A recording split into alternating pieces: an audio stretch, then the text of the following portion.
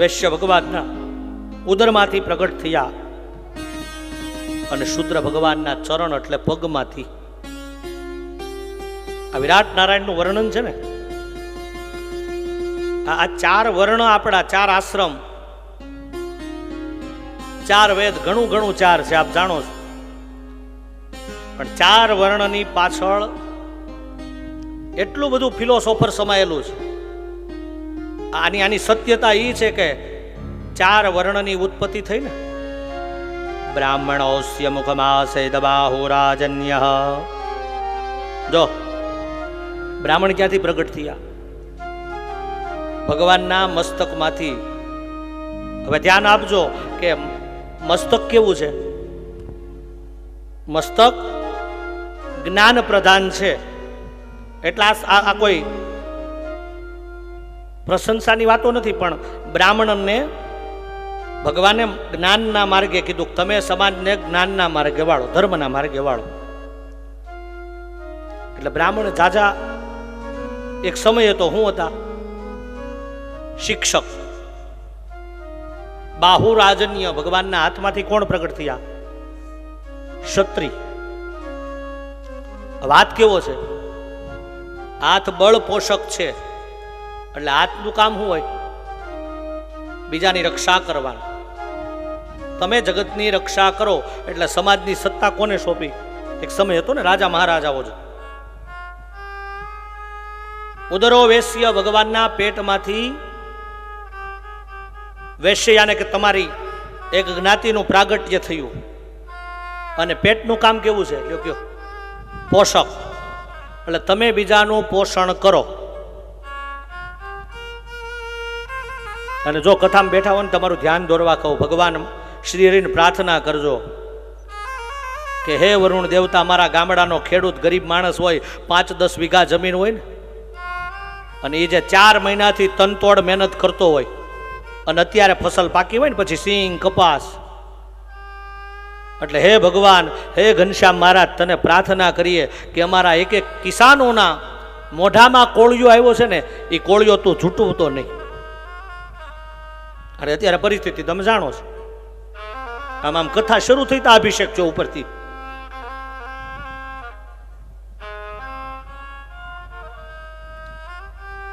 શુદ્ર ભગવાનના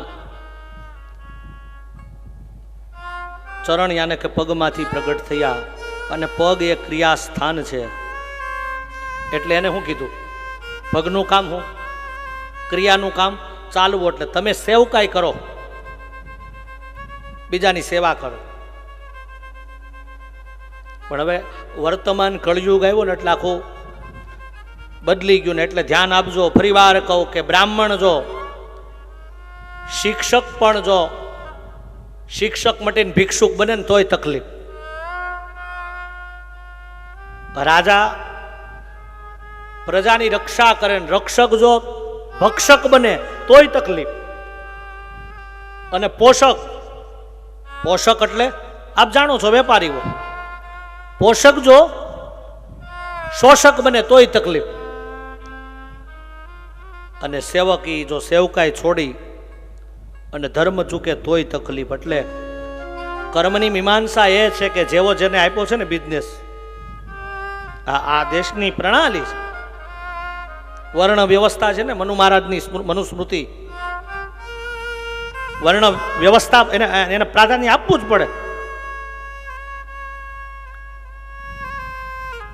4 વર્ણની વાત બતાવી, 4 આશ્રમની વાત બતાવી. બ્રહ્મચર્ય, ગૃહસ્થ, વાનપ્રસ્થ અને સંન્યાસ. આપણા 4 આશ્રમ છે. અને આની પાછળ પણ બહુ સમજવા જેવું છે. એવો પ્રયાસ કરું કે બ્રહ્મચર્ય, ગૃહસ્થ એટલે સંસારી, પછી આવે વાનપ્રસ્થ. 50 વર્ષ થાય પછી કે ને કે હું વનમાં બેહી ગયા, કાંઈ એમ કે હવે વન હાલે છે. જીવનની પેલી 12 વર્ષની અવસ્થા છે ને વાલા, યાદ રાખજો, પેલી 12 વર્ષની અવસ્થા એ બાળપણ. એમાં બીજા 12 નાખો એટલે કેટલા થાય? 24. એ 24 એ ભણવામાં ખેલ કૂદવા જાય ને, અને એમાં પાછા 3 અને 4 વડે ગુણો એટલે 24માં બીજા 24 ઉમેરો કેટલા થાય? 48. એ ક્યાં કહેવાય? ગૃહસ્થી એટલે કે સંસાર. 24 વર્ષ પછી આપણે બધા જાણીએ છીએ કે પછી સંસારનો આરંભ થાય અને 48 વર્ષ સુધી આપણો સંસાર ચાલે. દીકરાનો દીકરો દીકરીઓને પરણાવ્યા એટલે 48-50 વર્ષ બધું આપણે જાણો છો. એટલે બહુ આમ આમ આમ આમ સમજાય ને એવી આમ સાદી ભાષામાં કહું ને કે ઈશ્વરની કૃપા હોય ને પછી દીકરા મોટા થાય ને એટલે એને હોપી દેજો. અને આમાં વડીલ માવડીઓ સોફા ઉપર બેઠીને માવડીઓને કહું, મોટી માડીઓ, તમને એમ થાય કે હવે દીકરો પરણીને ઘેરે આવ્યો છે અને હવે દીકરાની વહુ આવી ગઈ એટલે યાદ રાખજો કે આવેલી વહુ, તમારા ઘરમાં આવેલી તમારી વહુ તમારો ચાવીનો જોડો આંચકી લે એ પેલા એને હોપી દેવાનો.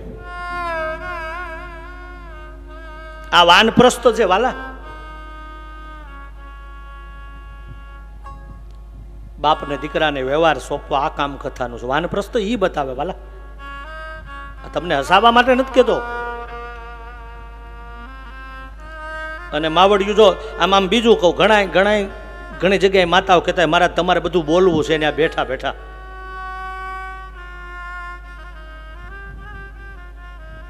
પછી માવડિયુંને ઘણી વાર મેં કીધું છે, માં એક સાંભળ તું વાત. આ નાની વવારું બેન હોય ને એ સાંભળતા નહીં ઘડીક. આ હાહુમાં માટે સ્પેશિયલ છે અમારી વાત. એકલા હાહુમાં આવ્યા હોય ને તો એના વહુને પાછા કહેતા નહીં. તમારા ઘરમાં જો તમારે આમ સુખી થવું હોય ને તો એક ચાવી આપવું. આ મોટી ઉંમરે એક જ ચાવી છે કે તમારા દીકરાની 1 વહુ 2 હોય 3 4 જે હોય તમને કોઈ દી દુઃખ ન આપે. ચેલેન્જ. તમારે કાંઈ કરવાનું નહીં. ઘરમાં દીકરાની વહુ કામ કરતી હોય અને આજુબાજુમાંથી નીકળે એટલે પાડોશના કોઈ બેન પાસે તમે માવડિયું બેઠી હોય ને તો એટલું જ કહેવાનું કે આ અમારા મોટા દીકરાની વહુ કે નાના દીકરાની વહુ. અને આના મા બાપને આનું ખાનદાન છે ને એનું કોઈ દી વર્ણન ન કરી શકાય એવા સંસ્કારી. અને એ વહુને બપોરે અથવા સાંજે એમ કહેજો, બેટા ખીચડી ખાવીશ અને જો એ શીરો ન બનાવી દે ને તો મને કહેજો.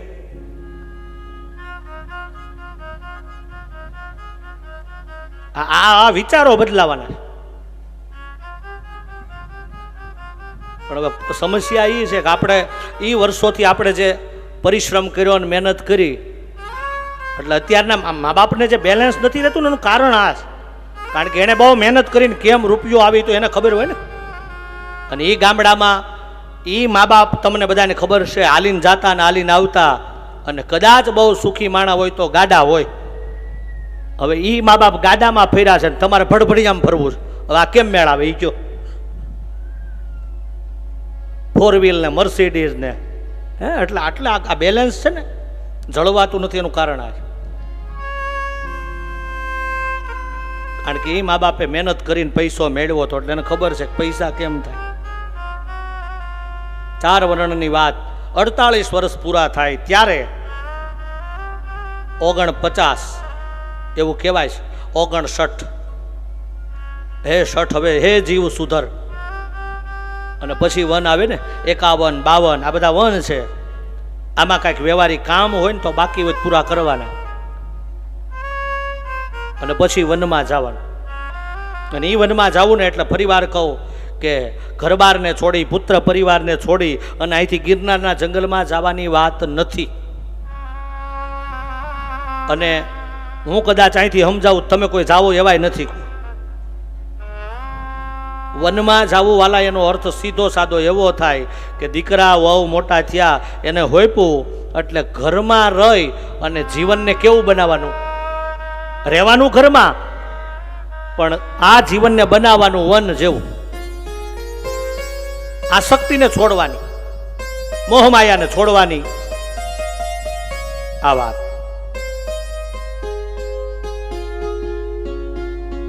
અને આવું છૂટી જાય ને ત્યારે કથા આપણને ગમે. કારણ કે 60-70 વર્ષ થયા હોય, 80 વર્ષ થયા હોય, માણસ આખી જિંદગી આમ ક્યાંથી શરૂ થાય તમે વિચારો. આપણા જન્મની ઘટના અને વ્યવહારિક પ્રસંગ ક્યાંથી શરૂ થાય કે જબલા દેવાથી. કોઈને ત્યાં બાળક જન્મે એટલે જબલા દેવાથી આપણે કહીએ ને, હવે જબલું દેવા જવું, ત્યાંથી શરૂ થાય ને પછી તમે બધું જાણો છો. અને છેલ્લે કયો પ્રસંગ આવે?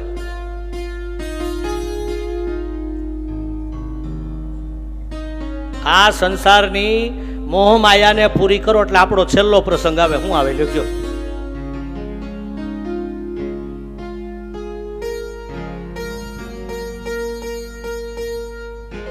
આપણું મૃત્યુ થઈ જાય ને પછી છેલ્લે શું આવે? હવે ભાદરવા મહિનામાં રખ પાયસમ છે, અમારે જવું છે રખ પાયસમમાં. આ પાસમ છેલ્લી આવે ને, જબલાથી શરૂ થાય ને ઋષિ પાસમ. આમ આપણે કેટલાને જબલા દીધા, કેટલી ઋષિ પાસમ કરી, કેટલાય લગ્ન કરી, આપણને કાંઈ ખબર. આ સંસારના ચક્રમાંથી છૂટી જવું અને વ્યવહારિક મોહ માયાને છોડી અને પ્રભુ ભજન કરવું અને આ ભગવાનનું નામ આ જીવને કલ્યાણકારી બને. અને એવી વાનપ્રસ્થની વાત. અને વાનપ્રસ્થ પૂરો થાય પછી એવું કે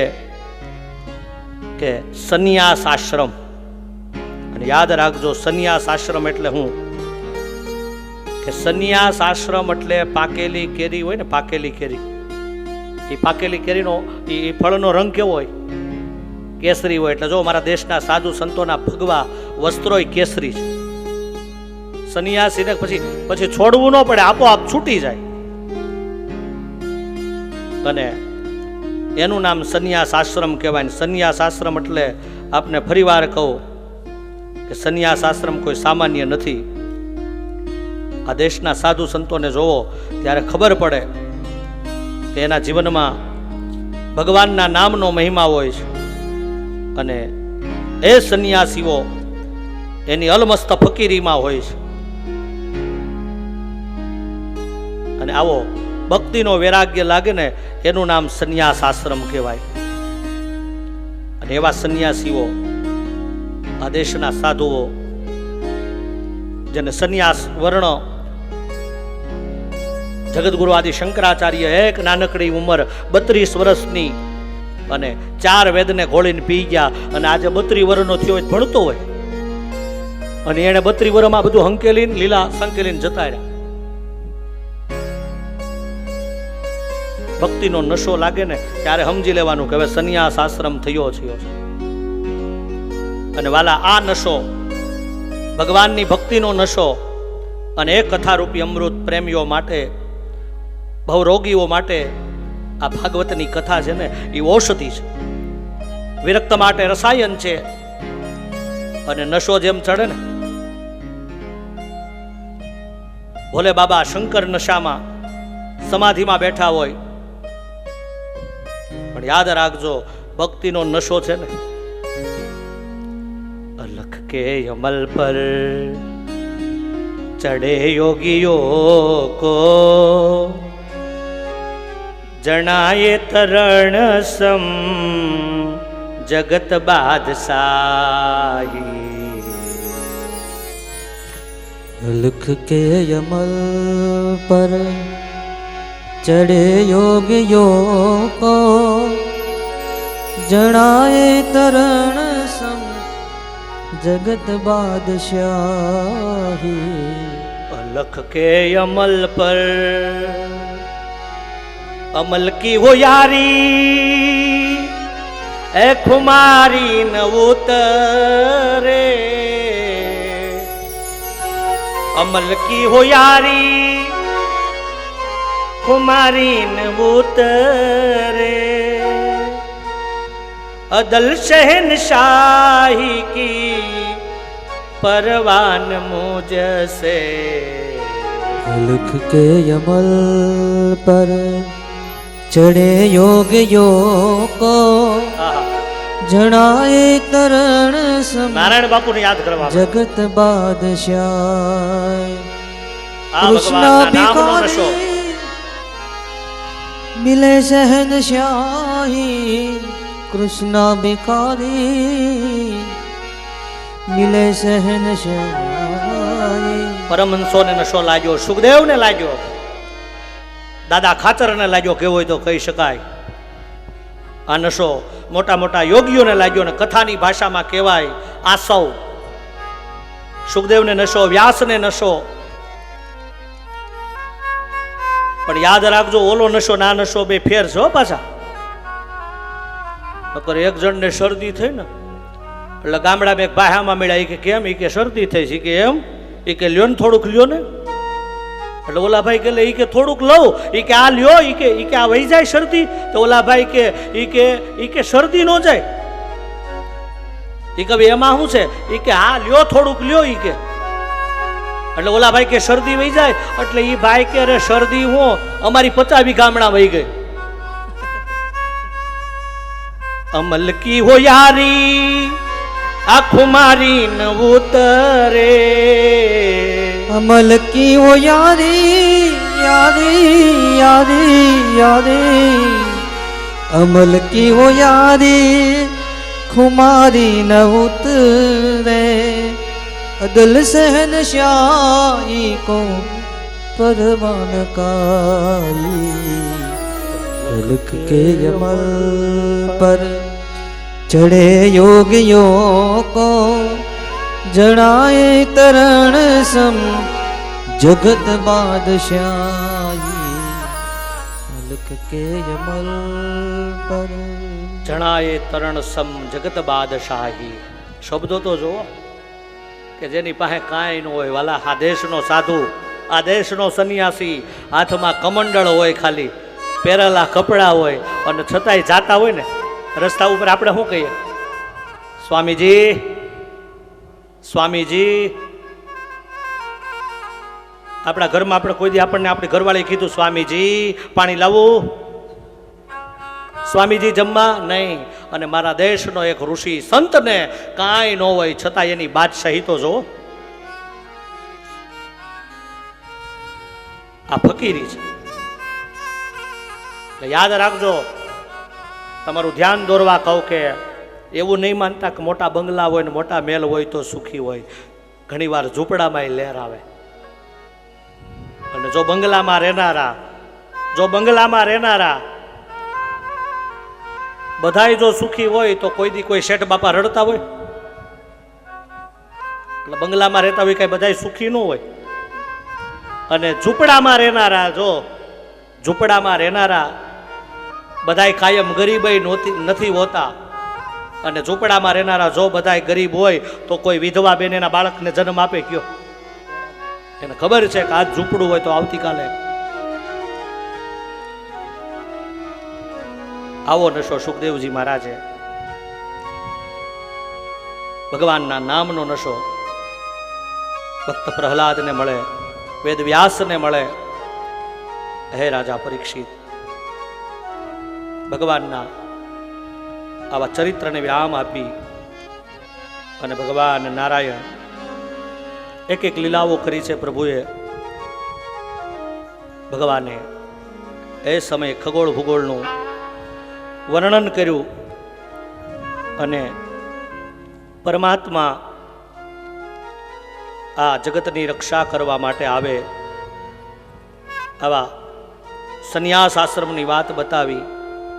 સપ્તમ સ્કંદને વિરામ આપીને અષ્ટમ સ્કંદમાં આવ્યા.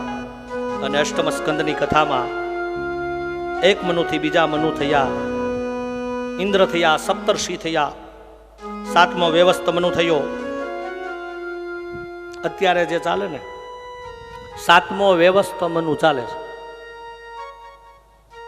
અને જો તમે ક્યારેક હિન્દુ ધર્મની આપણી શાસ્ત્રની પૂજા વિધિ બેઠા ને તો ખબર પડે.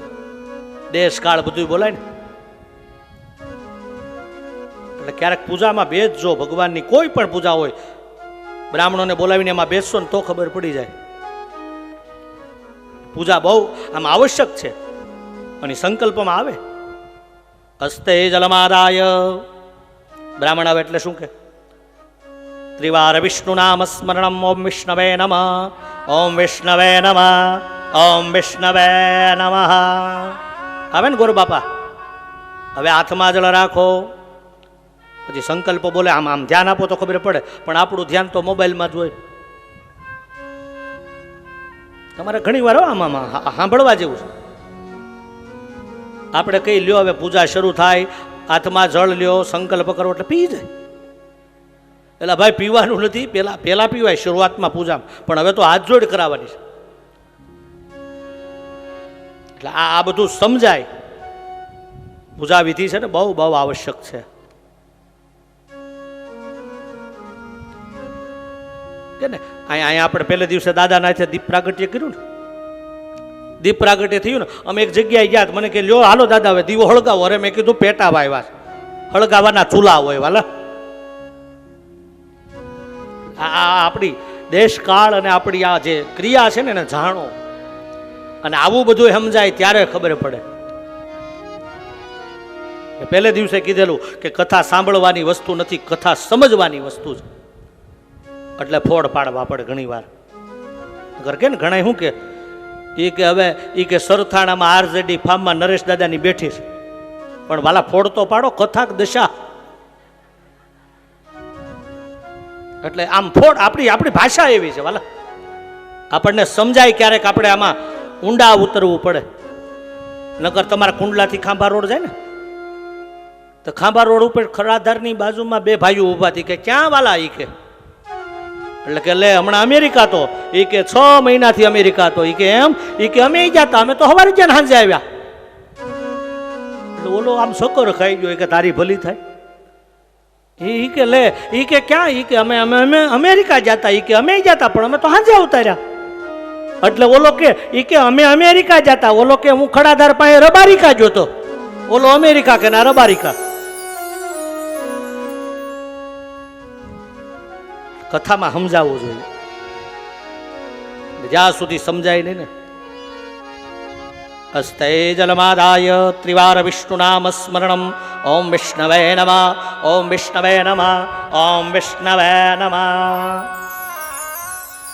શ્રીમદ ભગવતો વિષ્ણુરાજ્ઞા પરિવર્તમાનસ્ય અદ્ય શ્રી બ્રાહ્મણોદીપરાય શ્રી શ્વેતવારાહ કલ્પે વૈવસ્તમનવંતરે અષ્ટદા વિસ્મિકલયુગે પ્રથમ ચરણે ભુવરલોકે ભારતખંડે ગુજરાત પ્રદેશે તાપી નદી તટ મધ્યે સુરત પ્રાંતે આરજેડી ફાર્મ મધ્યે વિક્રમ સંવત 2075 પૂરું ને, વિક્રમ સંવત 2000 આવું મનમાં હોય ને, કાયમ જતા હોય. વિક્રમ સંવત 2077 માસોતમ માસ કયો માસ જો આમ દેશકાળ. कार्तक मास है शुक्ल पक्ष सप्तम्यायाम उत्तम वार किम वार सूर्यवार रविवासरे मित्यायाम अज्जदीने काश्यप गोत्र अमुक गोत्र अमुक राशि स्थित पंचांग शुभ दीने सोजित्रा वंटकाय समस्त पितृ असदगति निवारणार्थे सदगति प्राप्ति अर्थे वैकुंठ लोक प्राप्ति अर्थे श्रीमद भागवत कथायाम तृतीयम दिने सायंकाले. હવે હાંજ થઈ ગઈ મારી ઘડિયાળમાં. સાયંકાલે મમ સમસ્ત કુટુંબાના આયુ આરોગ્ય. બહુ લાંબુ છે, 1.5 કલાક થાય વાલા. હવે વામન ભગવાનને લાવવા છે. પણ વાલા યાદ રાખજો, પૂજા છે ને, આ પૂજા બહુ સાંભળવા જેવી છે. પૂજા એટલે કોઈ વાલા તમારા ઘરમાં ક્યારેક પૂજા કરો. મારે એક જગ્યાએ પૂજામાં ગયો ને, એટલે અમે બ્રાહ્મણો બધા વેદ મંત્રોથી બોલતા હતા. એ યજમાન મને કહે જો ક્યારેક બેઠા હોય તો વાંધો ના. એટલે પૂજા અમે શરૂ કરીને, એટલે ગણપતિ દાદાની પૂજા હાલતી હતી. એટલે યજમાન મને કે હવે દાદા ધોઈ નાખું આને. અરે મેં કીધું આપણને બે ના ધોઈ નાખશે, આને સ્નાન કરાવવાનું હોય વાલા. આ સમજાવવું જોઈએ વાલા, આને નવડાવવાના, અને સ્નાન કરાવવાનું. આ તો આપણને ધોઈ નાખે બેન, મને તને મેં કીધું. આ પૂજા કોઈ યાદ રાખજો, બ્રાહ્મણોની દુકાન નથી. આ ફરી વાર કહું, મેં બીજે દિવસે કીધું હતું. ઘણા કે ને નહીં, શાસ્ત્રના ક્યારેક પાના ખોલો ત્યારે ખબર પડે કે હિન્દુ સંસ્કૃતિ અને જગતગુરુ શંકરાચાર્યની આ સંસ્કૃતિ, આપણા દેશની આ સંસ્કૃતિ, અને આને આપણે ટકાવશું. આ કથા છે. કેવલ કથા વાર્તા ન બને, કથા મનોરંજન ન બને. અને આવા ભગવાન અષ્ટમ સ્કંદમાં મનુના વંશની કથા બતાવીને ખગોળ ભૂગોળની વાતો છે. ગામડાના વડીલોને ખબર હશે. અમુક કલાકનો પ્રહર થાય અને 4 પહર ભેગા થાય એટલે શું થાય? જો આ ખગોળ ભૂગોળ કેટલું આની પાછળ વિજ્ઞાન છે બોલો. આપણને ખબર હોય કે 60 સેકન્ડ ભેગી થાય, 60 સેકન્ડ ભેગી થાય એટલે શું થાય? 1 મિનિટ. એવી 60 મિનિટ ભેગી થાય એટલે શું થાય? 1 કલાક. અને 3 કલાકનો 1 પહર એટલે કલાક કેટલી આપણી દિવસની? 12. 3 કલાકનો પ્રહર બદલે એટલે 4 પહરનો દિવસ અને 4 પહરની રાત્રિ. અને આવા 15 દી ભેગા થઈ જાય એટલે ગામડામાં શું કે? એ કે હવે અંજવાળિયું પૂરું થયું, પછી કે અંધારિયું. શુક્લ ને કૃષ્ણ 6 ઋતુ આવે, 2 મહિના અને 6 આ 6 ઋતુની વાત બતાવી અને 4 યુગની ચોકડીની વાત એવી બતાવી. સતયુગ, ત્રેતા, દ્વાપર અને કળયુગ. અને અત્યારે ચાલે ને કળયુગ ચાલે. કલિયુગે પ્રથમ ચરણે ભુવર લોકે ભારત ખંડે. અને આ કળયુગ એટલે ભગવાનના નામનો મહિમા, ભગવાનને ગાવાનો અવસર મળ્યો છે. અને એમાંય કીધું છે કે 2 અયન ભેગા થાય ને ત્યારે 1 વર્ષ થાય. આપણે ત્યાં 2 અયન આવે ને 6 મહિનાના હોય. 1 અયન કયું હવે આવશે ને 14 જાન્યુઆરી ઉત્તરાયન, અને બીજું અયન દક્ષિણાયન. આ દેશના પંચાંગ છે ને, આજે જ આ છોકરાઓ મને મેસેજ મોકલેલો પંચાંગનો, કંઈક નાસાવાળાએ સિદ્ધ કર્યું. બોલો, નાસાએ સિદ્ધ કર્યું કે હિન્દુ શાસ્ત્રનું પંચાંગ છે ને એ સત્ય છે. બોલો લ્યો. એટલે આ દેશના બ્રાહ્મણો ઋષિમુનિઓ આ પંચાંગ દ્વારા ખગોળ ભૂગોળ સૂર્યગ્રહણ કેદી થાય તમે વિચારો. અધિક માસ આ સમયે અને આ તારીખે આવે. આમાં પાછું બહુ અઘરું છે વાલા. આપણને ખબર ન હોય એટલે આપણે બધા શાસ્ત્રનો વાસ્તુ શાસ્ત્ર જ્યોતિષ શાસ્ત્રનો વિરોધ કરીએ ને. જ્યોતિષ ખોટું નથી, યાદ રાખજો. આમાં ખોટા ઘૂસી ગયા એટલે આપણે ખોટું ગઈ. બાકી શાસ્ત્ર કોઈ દી ખોટા ન હોય. આવા ખગોળ ભૂગોળની વાતો બતાવી અને આજે તમને કહું, યાદ રાખજો, જેમ વાલા 1.5 કલાકે ચોઘડિયા બદલે ને, 1.5 કલાકે ચોઘડિયું બદલે કે નહીં, એમ 1.5 કલાકે તમારા ને મારા નસકોરા બદલે છે. બોલો, જમણા નસકોરામાંથી ડાબામાંથી એ ખબર ન પડે, પાછું અનુભૂતિ થાય ક્યારેક. અને એમાંના 2 નસકોરા હું ન ભૂલતો હોય તો રાત્રિના બ્રહ્મ મુહૂર્તમાં ચાલુ થાય. અને એટલે સાધુ સંતો જાગે ક્યારે કયો? એટલે મારા ખિસ્સાની વાતો નથી વાલા. બ્રહ્મ મુહૂર્તમાં ઈશ્વરનું નામ લેવાય. એક હિન્દુ ધર્મ છે ને વાલા, આ કોઈ ઉપજાવેલા કોઈ આજકાલના, હું કહું તમને વાલા, આમ જોવો તો ખરા, 5 આંગળીઓ હોય ને, 5 આંગળીઓ તો એમાંય પાછા 5 તત્વ છે. અગ્નિ તત્વ, જળ તત્વ, વાયુ તત્વ. જો માટે પિતૃ કાર્ય હાલતું હોય ને, દેવ કાર્ય હોય તો જો આ આંગળીમાંથી પૂજા થાય ચાંદલો. આવું ઘણું છે. પણ પિતૃની પૂજા કરો તો વાયુ સ્વરૂપ અને આ આંગળીથી પૂજા કરાવે મહારાજ. એટલે આવું ઘણું છે. શાસ્ત્ર છે ને વાલા, એ કોઈ વાર તહેવારે કપડાં બદલવાની વસ્તુ નથી. શાસ્ત્ર છે ને એ તો રક્ષા કરે. ધર્મ મારીને તમારી રક્ષા કરે એનું નામ ધર્મ. કહેવાનું કે 4 યુગની ચોકડી અને આવી ચતુર ચોકડી બ્રહ્માજીની એ પૂર્ણ થાય એટલે 1 મનુમાંથી બીજા મનુ અને 7મો વ્યવસ્થ નામનો મનુ. અને હે રાજા, એ 7મ વ્યવસ્થ મનુમાં ભગવાને એક માનવ પુકારે તો ભગવાન આવે, પણ પશુ પુકારે ને તોય ભગવાન આવે. પરીક્ષિત બોલ્યા, બાપજી આ સમજાતું નથી. આમ નોન સ્ટોપમાં નહીં, થોડીક વિસ્તારથી કથા સંભળાવો કે માનવ પુકારે તો ભગવાન આવે, પણ એક પશુ પુકારે અને ભગવાન આવે? હા આવે. આવો બતાવો. શ્રી શુકવાચ આસિત ગિરિવરો રાજન સ્ત્રીકુટૈતિ વિશ્રુત આસિદ ગિરિવરો રાજન. હે રાજા, એક સરોવરની અંદર ભગવાન એક ગજરાજની રક્ષા કરવા આવે ને ગજરાજના ઉધારની કથામાં તને લઈ જાઓ. કથા એવી છે કે એક હાથી સરોવરમાં સ્નાન કરવા આવ્યો છે. ત્રિકુટ નામનો પર્વત છે અને હાથી એકલો નથી, વિથ ફેમિલી.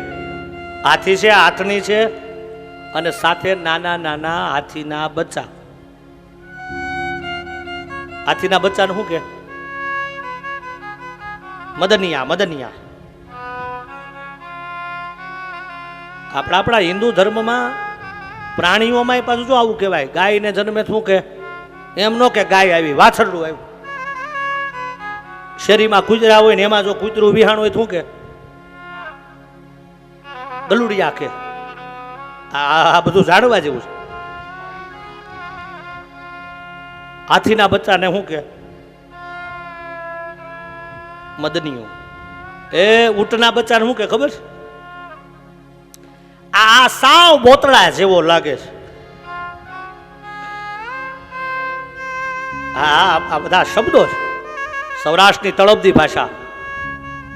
હાથી આવ્યો છે સરોવરમાં સ્નાન કરવા, આથણી છે અને સાથે નાના નાના મદનિયા બચ્ચાઓ એકબીજા સૂંઢમાંથી પાણી ઉલાળે,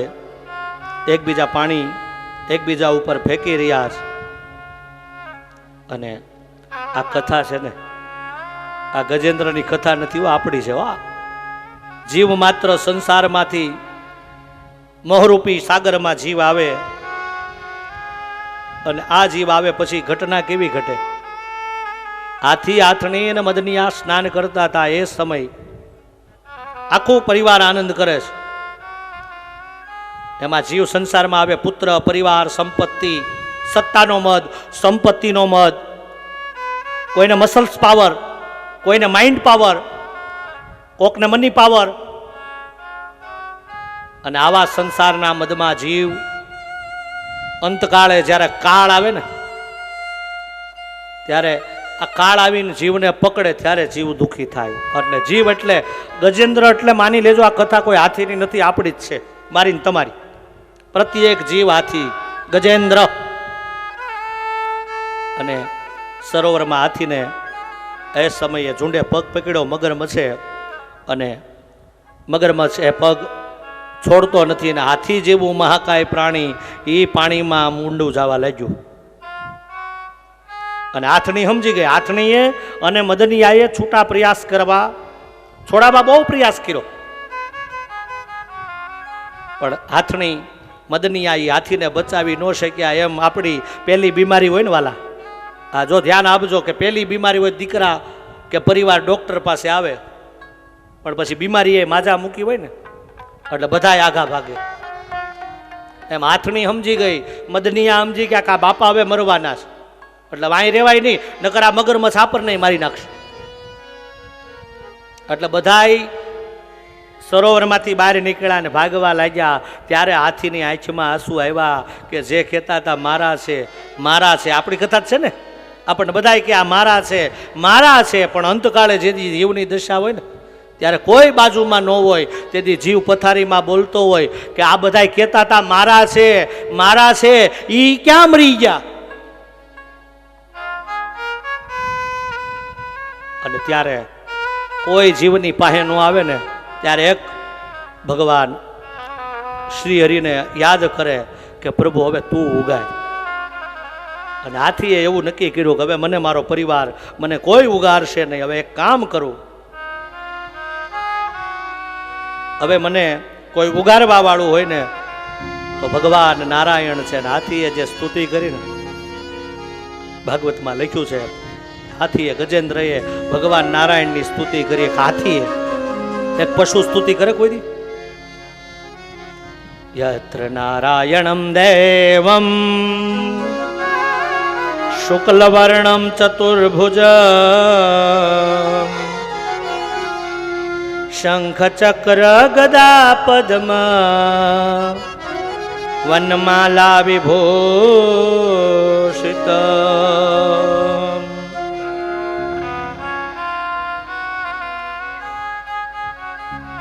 भगवान करुणाना सागर भगवान नारायण वैकुंठમાં ગરુડને આદેશ આપ્યો, ગરુડે ચડીને ગોવિંદ આવ્યા છે.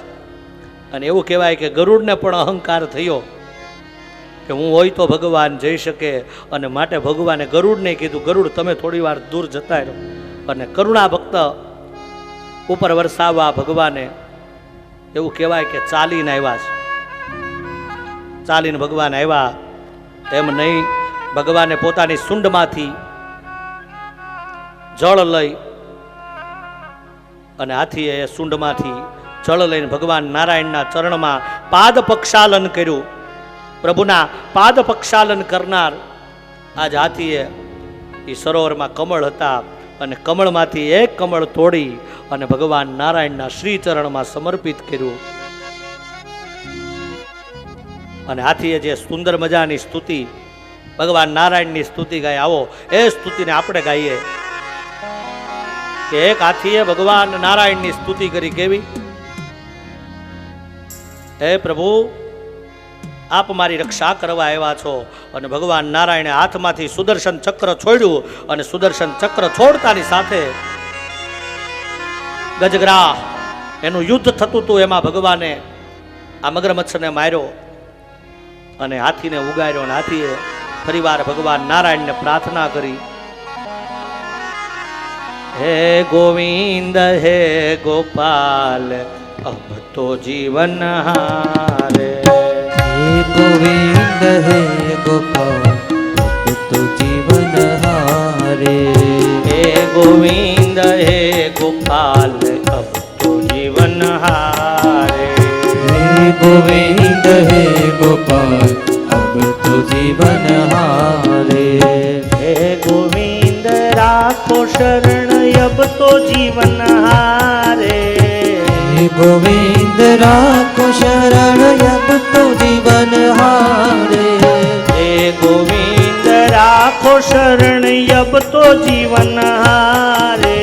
हे गोविंद राखो शरण अब तो जीवन हारे. हे गोविंद हे गोपाल अब तो जीवन हारे.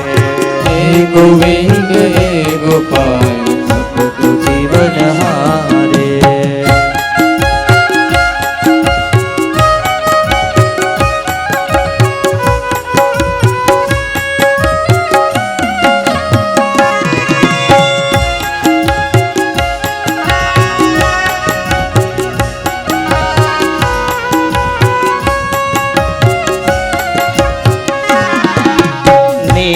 पिबन है तू गयो सिंधु के किनारे.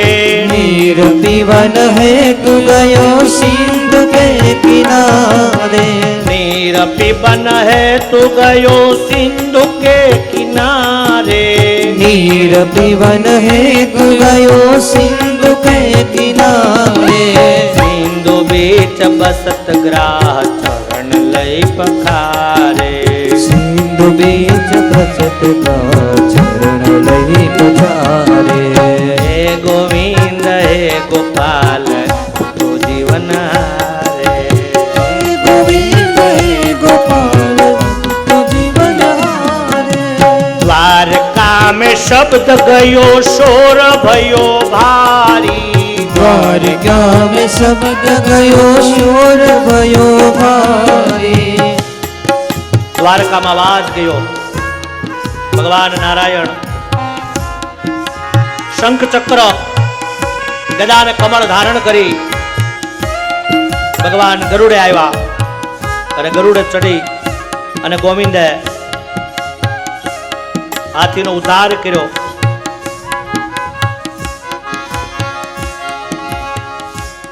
સુર કહે શ્યામ સુનો शरण है तिहारे. सूर कहे श्याम सुनो शरण है तिहारे. अब की बारी पूर्ण करो नंद के दुलारे। हे गोविंद हे गोपाल अब तो जीवन हारे। ભગવાન હે ગોવિંદ ગરુડે ચડીને આવ્યા અને ભગવાને ગજેન્દ્રનો ઉદ્ધાર કર્યો. આવા ભગવાનના ગજેન્દ્ર ઉદ્ધારની કથા હે ઋષિ મુનિઓ સુત પુરાણી બતાવે કે એક ગજરાજે એવો પુકાર કર્યો અને ભગવાન આવ્યા છે. અને યાદ રાખજો, પ્રાર્થનાના બે પ્રકાર છે. એક પ્રાર્થના ઓઠોવાળી પ્રાર્થના અને એક પ્રાર્થના હૈયાવાળી. ઓઠોથી થયેલી પ્રાર્થના કદાચ ઈશ્વર સાંભળે ન સાંભળે, પણ હૈયાનો પુકાર પ્રભુ સાંભળે. એવા જ આશીર્વાદના બે પ્રકાર. એક આશીર્વાદ આપવા પડે અને એક આશીર્વાદ આપવા ન પડે. લૌકિક નહીં, અલૌકિક. તમે એવા કાર્ય કરો એટલે સામેના માણસની આતરડી ઠરે એટલે આશીર્વાદ આપોઆપ આપને. जो बात दवा से नहीं होती वो बात दुआ से होती है. अगर काबिल गुरु मिल जाए तो बात प्रभु से होती है. वाला दुआ છે ને, એ દુઆ એક અલગ વસ્તુ છે. તમે એવા કર્મ કરો ને એટલે આશીર્વાદ આપોઆપ મળે. તમારી હૃદયની પ્રાર્થના, તમારો હૃદયનો પુકાર કે ને કે ગામના દાદા જાત્રા કરવા ગયા ને એટલે ટ્રેનમાં આવતા હતા પાછા ખેડૂત દાદા ખિસ્સામાં એ સમયમાં ટ્રેનમાં ટિકિટ લીધી અને પાછા આવતા હતા ગામડે એટલે ખિસ્સામાં 5 રૂપિયાની નોટ, જેથી રૂપિયો ગાડાના પૈડા જેવો હતો એ સમય. અને દાદા 5 રૂપિયાની નોટ ખિસ્સામાં. ટ્રેન ચાલતી ચાલતી આગળ વધીને એમાં કોઈ સુરદાસ ટ્રેનમાં આવ્યો. સુરદાસને બોલવું કે હું ગરીબ માણસ છું, મને કોઈ આપો, મને કોઈ આપો. અને ગામડાના એ દાદાને દયા આવી, ખિસ્સામાં હાથ નાખ્યો ને 5 રૂપિયાની નોટ કાઢીને એટલે સુરદાસ ટ્રેનના 3જા 4થા ડબ્બા સુધી આમ આગળ વયો ગયો લાઈનમાં. એ ડબ્બામાં 3જી 4થી સીટે. એટલે ગામડાના ખેડૂત દાદા જાત્રા કરીને આવતા હતા, કીધું કે ભાઈ ગામડાની ટિકિટ તો લઈ લીધી. એટલે 5ની નોટ એની બાજુમાં ભાઈ બેઠો હતો ને કીધું ભાઈ એક કામ કરીને આ 5 રૂપિયાની નોટ ઓલા સુરદાસને આપી દે ને. બીજાએ 3જાને આપી અને 3જા માણસે સુરદાસને આપીને એટલે સુરદાસ શું બોલ્યા કે ભાઈ ભગવાન તમારું ભલું કરે, ભાઈ ભગવાન તમારું ભલું કરે. એટલે ગામડાના દાદા હતા જમાનો ખાધેલા, એના એ પાટિયા ઉપર બીજો હૂતો હતો. એ બોલ્યો, હું બોલ્યો કે વાહ સુરદાસ, પૈસા કોના ને દુઆ કોની. પૈસા ક્યાંથી આવ્યા ને દુઆ આશીર્વાદ ઓલો માણસ લઈ ગયો. ત્યારે ગામડાના એ દાદાએ જે જવાબ આપ્યો ને એ માણસને કીધું ભાઈ સાંભળી લે, આ માણસને મેં પૈસા આપ્યા ને એ સુરદાસ અંધ છે પણ એની દુઆ આંધળી નથી. એ તો જેણે આપ્યા ન્યા વહી જાય, તું હોઈ જા.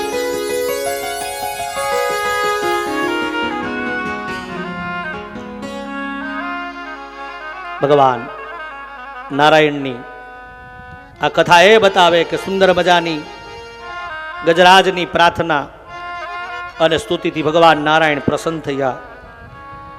બસ અમારો ભાવ, અમારું મન પ્રભુ તમારામાં લાગે ને આ ભાવ જ્યારે હોય ત્યારે ભગવાન આવતીકાલે આવશે ને અહીંયા. આ ભાવથી પુકાર કરો એટલે ભગવાન કાલ આવે ટાણા અહીંયા આવી જાય. બોલો, દિલ્હીના બાદશાહ, જો ભગવાનનો ભાવ પ્રસંગ આવ્યો એટલે બતાવું કે દિલ્હીના બાદશાહ અકબર અને અકબરના જીવનમાં બનેલી સત્ય ઘટના. દિલ્હીના શહેનશાહ અકબરના 9 રત્નોમાં એક રત્ન હતું તાનસેન. અને તાનસેન એટલે એવો તાનપુરો વગાડે ને. અકબરે તાનસેનને કીધું કે તાનસેન તું આટલું વગાડે સરસ, તો તારા ગુરુ કેવા હશે? અને ત્યારે તાનસેને શું કીધું ખબર? કે મહારાજા શહેનશાહ મારા ગુરુને તમે સાંભળો ને તો ખબર પડે, હાલો એકવાર જાવ હોય. અને દિલ્હીના મહારાજા શહેનશાહ અકબરને લઈ અને તાનસેન દિલ્હીથી નીકળ્યા ને આવ્યા ક્યાં ખબર? યમુનાના કિનારે વૃંદાવનમાં આવ્યા અને અકબરને કહી દીધું રસ્તામાં. શું કીધું ખબર? કે જો તમારે મારા ગુરુ મહારાજનો તાનપુરો સાંભળવો હોય ને, એના હાથે વગાડે ને સાંભળવો હોય ને, તો તમારે કાંઈ બોલવાનું નહીં, તમારે શાંત રહેવાનું કે કાંઈ વાંધો. મહારાજા અકબર અને તાનસેન આવ્યા છે વૃંદાવનમાં. બાકે બિહારીના દર્શન કર્યા અને ગુરુ મહારાજ તાનસેનની પાસે આવ્યા, વંદન કર્યા. तानसेन कुशल हो ने? हाँ बाप जी ठीक है। क्या चल रहा है? क्या रियाज करते हो? हाँ बाप जी रियाज करूँ। बजावो तानपुरो ने तानसेने गुरु महाराज पासे तानपुरो हतो ने ये आप्यो तानसेने। तानसेने आम धीरे धीरे सूर मार्या અને એવા સૂરમાં તાનસેને ખોટો સૂર બગાડ્યો અને એ સમયે બાકે બિહારીના આ પરમ ભક્ત એવા ગુરુદાસને કહેવું પડે કે નહીં તાનસેન હો ગલત બજ રહા હૈ, લાવ મને આપ. અને તાનપુરો હતો ને એ તાનપુરો તાનસેન પાસેથી લઈને ગુરુએ વગાડ્યો અને ગુરુ મહારાજે જે સૂર છેડ્યા અને દિલ્હીના બાદશાહને સમાધિ લાગી અને એવી સમાધિનો લય થયો. અકબર ભાન ભૂલ્યો. થોડા સમય રોકાણા પાછા ફર્યા અને વળતા રિટર્નમાં આવતા હતા ને ત્યારે અકબરે તાનસેનને કીધું, તાનસેન તું વગાડે ને એના કરતાં તારા ગુરુ પાસે મેં આ તાનપુરો સાંભળ્યો ને મને આનંદ આવ્યો છે. અને ત્યારે જે તાનસેને જવાબ આપ્યો ને કે મહારાજ સાંભળી લ્યો, હું જે વગાડું ને હું એ દિલ્હીના બાદશાહની નોકરી કરવા વગાડું અને મારા ગુરુ મહારાજ જે વગાડે ને એ બાકે બિહારીની ભક્તિમાં રીઝાવા માટે વગાડે છે. હું તો તમારી મજૂરી કરું છું એટલે વગાડું છું. ભગવાને ગજેન્દ્રનો ઉદ્ધાર કર્યો. આવા ભગવાન જ્યારે જ્યારે ભક્ત પુકારે ભગવાન આવે અને એ ભગવાન એ ઋષિ મુનિઓ કાર્ય એક અને ભગવાનના 3 અવતાર. એક કામ માટે ભગવાનને 3 વાર આવવું પડે. પરીક્ષિત બોલ્યા, બાપજી તો પછી આ કથા કઈ છે મને બતાવો. હે રાજા સાંભળો, આ કથા એટલે સમુદ્ર મંથનની કથા. ભગવાને દેવતાઓને વિષપાન કરાવવાની બદલે અમૃતનું પાન કરાવ્યું અને આ કથા એટલે વિષ અમૃત આદિ નીકળે અને આવો એ અમૃત કઈ રીતે દેવતાઓને પ્રાપ્ત થયું. ભાગવતજીમાં નથી પણ એવું કહેવાય છે કે સમુદ્ર મંથનની કથા છે ને એના પહેલા એવું કહેવાય કે ઇન્દ્ર મહારાજ એકવાર સ્વર્ગલોકમાં જતા હતા ને સામે દુર્વાસા મળ્યા. ભાગવતમાં નથી ઉલ્લેખ પણ દુર્વાસા સામા મળ્યા એટલે ઇન્દ્રને દુર્વાસાએ પારિજાતની માળા હતી ને આપી. લે ઇન્દ્ર પ્રસાદીની માળા છે, નાને તું સ્વીકાર. એટલે સત્તાના મદ માથે ઊંચા હાથી ઉપર બેઠેલો ઇન્દ્રને મદ હતો એટલે માળા નો સ્વીકારી. દુર્વાસા કઈ બોલ્યા નહીં પણ એ માળાને ઐરાવત હાથીએ પગ મૂક્યો અને ત્યારે દુર્વાસાએ બોલ્યા આ દ્રશ્ય જોઈને કે ઇન્દ્ર એકાદ તારો હાથી ઐરાવત મારા ભગવાનની માળા ઉપર આ પ્રસાદીની માળા ઉપર પગ મૂકે? ઇન્દ્ર મને એમ લાગે છે કે તને સત્તાનો નશો છે, જા હું તને શ્રાપ આપું તારી સંપત્તિ દરિયામાં ગરક થાય. ઇન્દ્ર મહારાજ સ્વર્ગ વિહોણા વિનાશ અને સમુદ્ર મંથનની કથા છે ને વાલા. આપસમાં દેવો દાનવોના ઝઘડા. બધા દેવતાઓ બ્રહ્માજીના શરણે આવ્યા અને બ્રહ્માજીને પ્રાર્થના કરી કે જગત આખું હે બ્રહ્માજી આપને આધીન છે પણ પ્રભુ આપ ઉગારો, આ અસુરો અમને હેરાન કરે છે. ત્યારે બ્રહ્માજી એવું કીધું કે દેવતાઓ તમને ખબર છે આખું જગત કોને આધીન છે? વિષ્ણુને. આપણે બધા ક્ષીરસાગરના કિનારે જઈએ. બધા દેવતાઓ બ્રહ્માજીની આગેવાનીમાં ક્ષીરસાગરના કિનારે આવ્યા. ભગવાન નારાયણની સ્તુતિ કરી અને વિષ્ણુ ભગવાને શું કીધું ખબર? પેલા દેવતાઓને ઠપકો આપ્યો કે તમારો તમારો બાપ કશ્યપ, સાંભળો દેવતા, તમારો બાપ કશ્યપ એક છે, તમારી માં જુદી છે, પણ એક બાપના દીકરા થઈને શા માટે સંપત્તિ માટે ઝઘડો છે? કારણ કે દેવતાઓની માતા અને દૈત્યોની માતા જુદી હતી. દેવોની માતા હતી કોણ હતી? દેવો જેટલા પ્રગટ થયા એ માં અદિતિની કુખેથી જન્મા, અને દૈત્યો જે જન્મા એ માં દિતિના દીકરા. એટલે બેની માં જુદી પણ બાપ કશ્યપ એક હતું. એટલે એવું કીધું કે એક બાપના દીકરા થઈને ઝઘડો છે. વિષ્ણુ ભગવાને કીધું એક કામ કરો, આપસમાં તમે દેવો અને દાનવો સંધિ કરો, મિત્રતા કરો, અને મેરુ પર્વતનો રવૈયો બનાવો. સાંભળો દેવતાઓ, વાસુકી નાગનું નેતૃત્વ કરો, અને આપસમાં તમે સમુદ્ર મંથન કરો. અને આપસમાં સમુદ્ર મંથન કરો એટલે એમાં 14 રત્નો નીકળશે. એમાંથી અમૃત જ્યારે નીકળે ને ત્યારે હે દેવતાઓ, હું તમને પાન કરાવીશ. અને દેહરૂપી દરિયો, વાસુકી એટલે વૃત્તિ, અને મંથન થાય 16 વર્ષ. અને શરીરમાંથી મંથન, સંયમ હોય તો ભક્તિ નીકળે. અને તમે બધા જાણો છો કે જો સંયમ ન હોય તો શું નીકળે? રાગ, દેશ, ઈર્ષા. થયું એવું કે વાસુકી નાગનું નેતૃત્વ કર્યું, મંદરાચળ પર્વતને ગરુડે નોર વડે સમુદ્રમાં પધરાવ્યો. અને આપસમાં દેવો ને દાનવો વિચાર કરે કે આ મંદરાચળ પર્વત નીચે પાણીમાં ડૂબે છે, એટલે ભગવાન નારાયણનો પહેલો અવતાર, સમુદ્ર મંથનના 3 અવતારમાં પહેલો અવતાર ભગવાન કુર્મ એટલે કાચબાના રૂપે આવ્યા. કાચબાની એ પીઠ ઉપર આ મંદરાચળ પર્વત ધારણ થયો. સમુદ્ર મંથન શરૂ થયું. આપસમાં દેવતાઓ અને દાનવો સમુદ્ર મંથન કરે છે. અને સમુદ્ર મંથન શરૂ થયું. અને જેવું સમુદ્ર મંથન શરૂ થયું એ સમયે ઝંખના કેની હતી? અમૃતની. નીકળ્યું હું એ સમયે નીકળ્યું કાલકૂટ નામનું વિષ. આપસમાં દેવતાઓ મૂંઝાણા, દાનવો વિચાર કરે આ શું? હળાળ કાલકૂટ નામનું વિષ. એટલે યાદ રાખજો, આ સમુદ્ર મંથનની કથાને સૂત્રાત્મક રૂપે કહી શકાય કે જીવનમાં અમૃત મેળવવા માટે, વાહવા મેળવવી હોય ને તો વાલા પેલા ઝેરના ઘૂંટડા પીવા પડે. આટલું કાર્ય કરો છો ને તમે, આ કાર્યમાં સંયમ રાખવો પડે. ઈર્ષ્યા ને મેણા ને ટોણા સમાજના ગમે એ કાર્ય હોય, આપ જોવો છો, એમાં સંયમ જાળવો ત્યારે તમને વાહવા રૂપી અમૃત મળે છે. હવે નીકળ્યું હું કાલકૂટ નામનું વિષ નીકળ્યું. ભગવાને કીધું હતું કે જ્યારે સંકટ આવે ત્યારે મને કહેજો. બધાય દેવતા મૂંઝાણા ને બ્રહ્માજીને કીધું શું કરવું? બ્રહ્માજી કે અમારું કામ નહીં. બધાય દેવતાઓ આવ્યા ભગવાન વિષ્ણુના શરણે. પ્રભુ કાલકૂટ નામનું વિષ નીકળ્યું, બચાવો. અને ત્યારે વિષ્ણુ બોલ્યા, શું બોલ્યા? જે રહલાળ નીકળ્યું ત્યારે વિષ્ણુને કહે કેવું ગારો.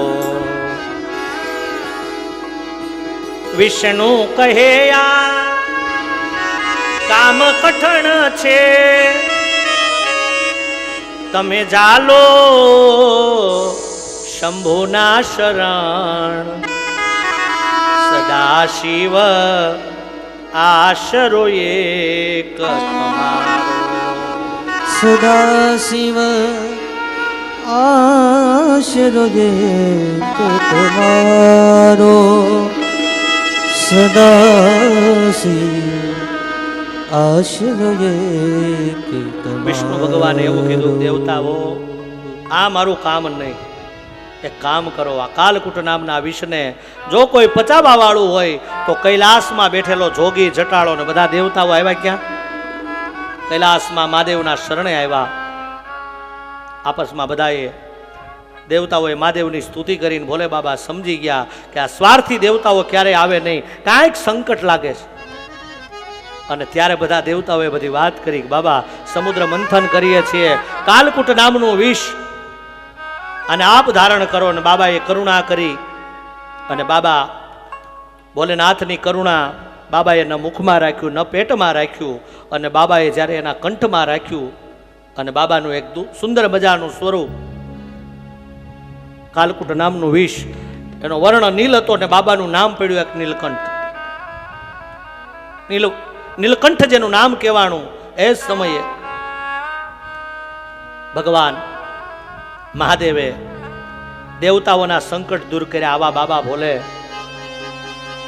અને બાબા માટે શું કહી શકાય? જગતને આપ્યું અમૃત, જગતને આપ્યું અમૃત અને પોતે પીધું ઝેર. અમૃત પીનારા દેવ કહેવાના, અમૃત પીનારા એ દેવ કહેવાના, પણ ઝેર પીનારો મહાદેવ. અને એટલે કવિ દાદને લખવું પડ્યું છે ને, એક પુષ્પમ એક બિલીપત્રમ एक लोटा जल की धार, ऐ दयालु देख के रीजे चंद्रमौली फलचार।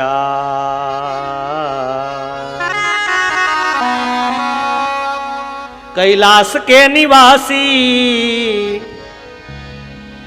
नमु बार बार हूँ, कैलाश के निवासी है भोलेनाथ नमु बार बार हूँ।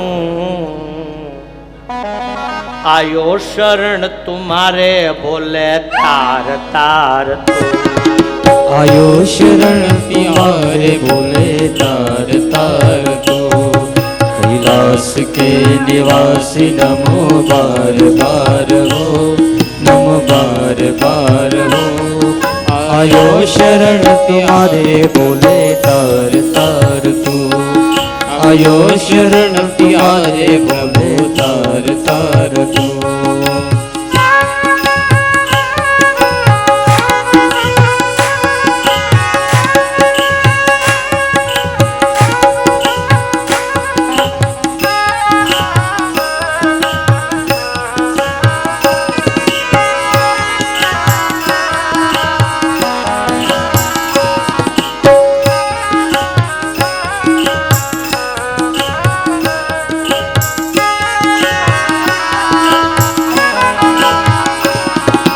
तूने कभी शिव तूने निराश ना किया,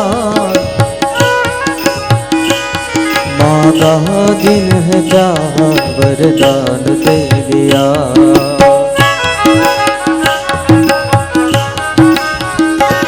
भक्तों ने कभी शिव तूने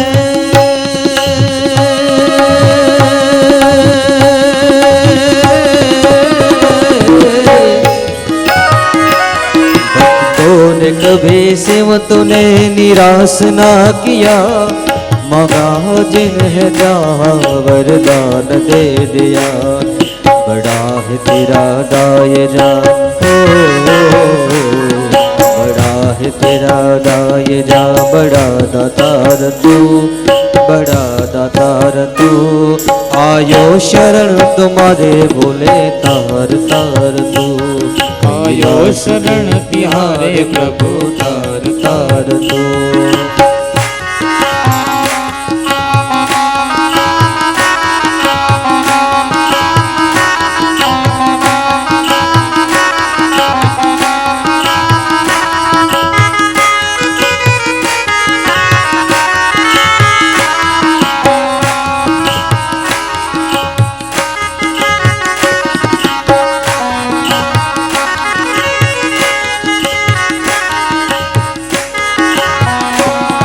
तेरी कृपा बिना नहीं ले ये कहीं अणु,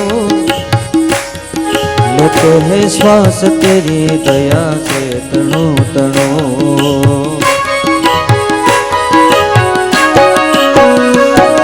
तेरी कृपा बिना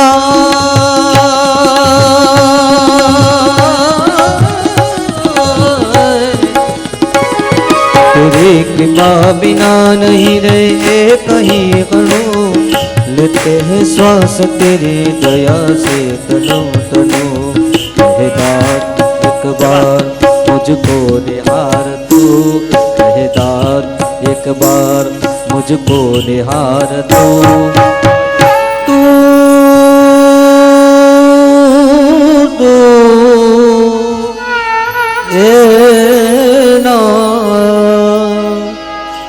मुझको निहार तो कहना दे एक बार, कहना दे एक बार।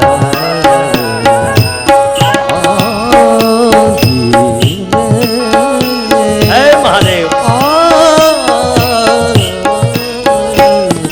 कहना दे एक बार, मुझको निहार तू,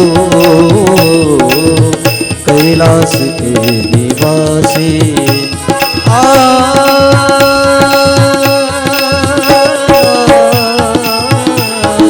कैलाश के निवासी, मुझको निहार तू, आयो शरण तुम्हारे, बोले आयो शरण तुम्हारे, बोले आयो शरण तुम्हारे।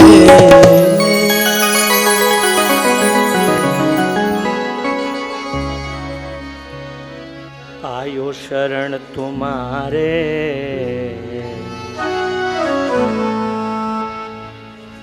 એ જગતને આપ્યું અમૃત અને પોતે પીધું ઝેર।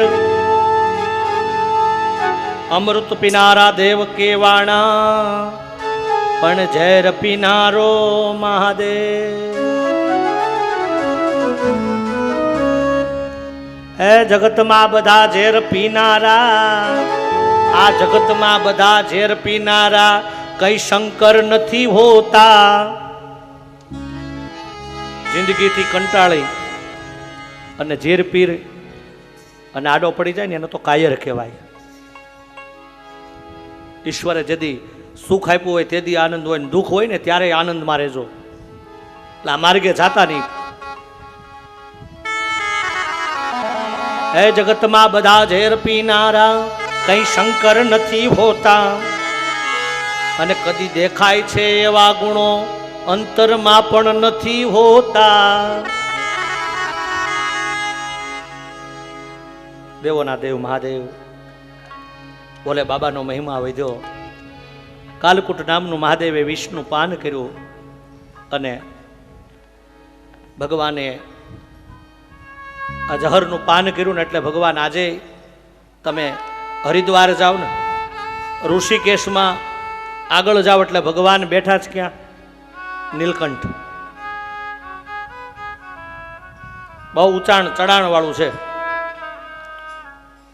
અને એવા ભગવાન મહાદેવે વિષ્ણુ પાન કર્યું। સમય વીતવા લાગ્યો, દેવતાઓ પાછા ફર્યા। હે ઋષિઓ, ફરી પાછું સમુદ્ર મંથન શરૂ થયું અને સમુદ્રમાંથી નીકળ્યું। હું નીકળ્યું? લક્ષ્મી કૌસ્તુભ પારિજાત કસુરા,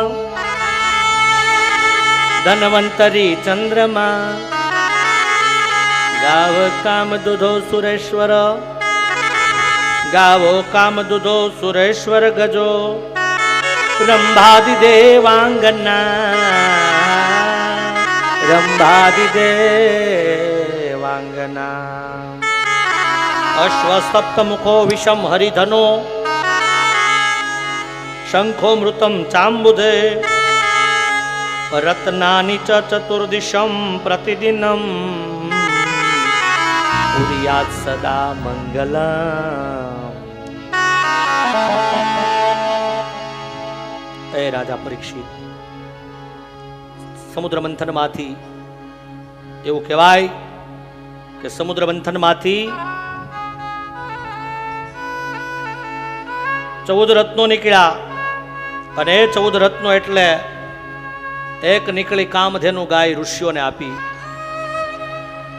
એક ઉચેસ્વા ઘોડો નીકળ્યો બલિરાજાને આપ્યો,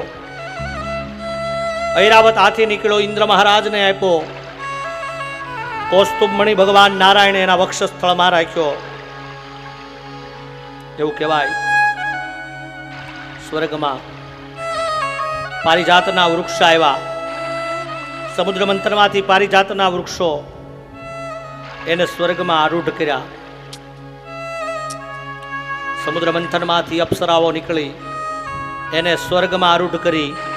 14 રત્નોમાં ચંદ્રમા નીકળ્યા અને ચંદ્રમાને મહાદેવ શંકરે જટામાં ધારણ કર્યા. સમુદ્ર મંથનમાંથી એક એક રત્નો નીકળ્યા. એ સમય મહાલક્ષ્મી ચ વિદ્મહે વિષ્ણુ પત્ની ચ ધીમહિ તન્નો લક્ષ્મી પ્રચોદયાત.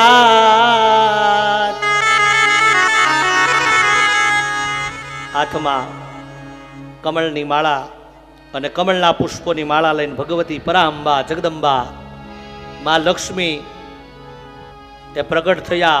હાથમાં કમળની માળા હતી પણ કોને પહેરાવે?